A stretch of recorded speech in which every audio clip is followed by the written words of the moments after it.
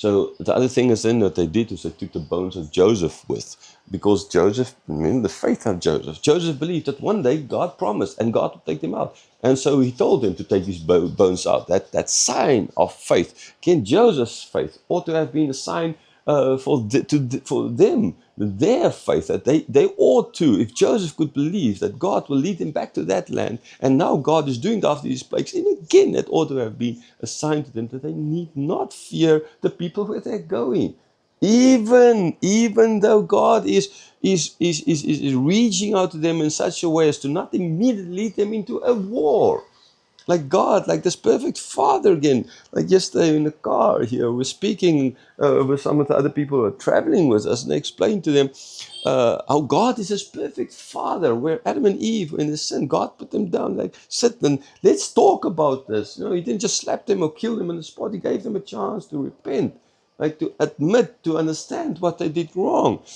God is this perfect Father. They were ready for war, but God is now leading them straight to war, because He didn't want to like it's like throw cold water on them immediately and then get a heart attack kind of idea. No, nice water, give them a nice bath so that they can get into this thing. Yes, ready for war, but not immediately. They can get ready for this.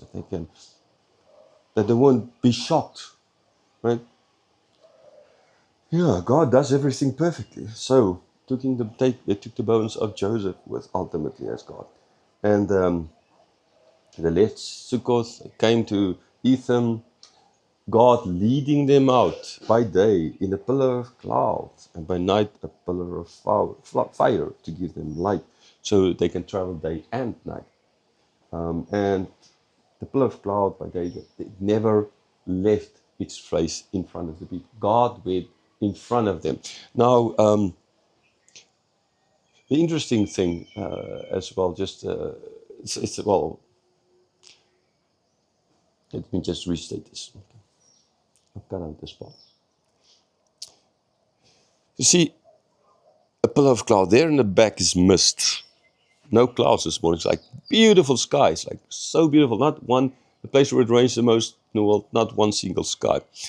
At nighttime, it kind of, I mean, last night was kind of cold. You know, we are here in India, so a lot closer to the equator. It's normally, if you go down the mountains, it's very hot there.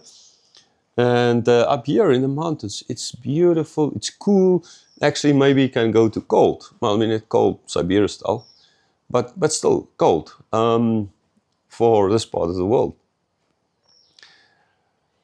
So you can understand in the desert, that's how it works as well. It cools down at night time and it heats up a lot during the daytime. So again, the grace of the Father by at night provide heat literally for them, so that it's not that heat and light then, that they can travel as well during the night, because traveling during the night, at least in the dark hours, is a lot better than traveling during the day, because it's so hot. But then He provided as well for them a cloud cover during the day. So God, yeah, well, I'll get back to this again in the conclusion part, but yes, this is what the chapter is about. So before I start off with all of that, I guess it will fit better in the conclusion part. But I just want to say that there is no Father, there's no God like God. There's none like Him. Here's a view from the balcony. Meghalaya. Again, beautiful, beautiful, beautiful view here from the top. I'll record, I just didn't have the strength last night arriving here to record, but God willing, you can record this evening when it gets dark. It gets dark very early. So you can see it's now, I think at the moment, it's 10 past 6 in the morning, and the sun's been up for a bit, so it gets light. Well, at 5 it was already kind of, yes, if I remember correctly, it's around about 5 o'clock it started getting light.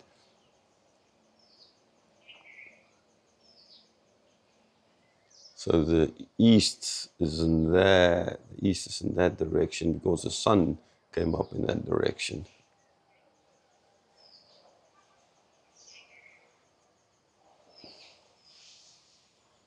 It's very beautiful city, clean. What the bit we could see yesterday arriving here, the streets are very narrow and pretty steep. I heard that Nezo is even worse, but God willing, we'll go there and see that as well. But this is beautiful, the mountains, very, very beautiful.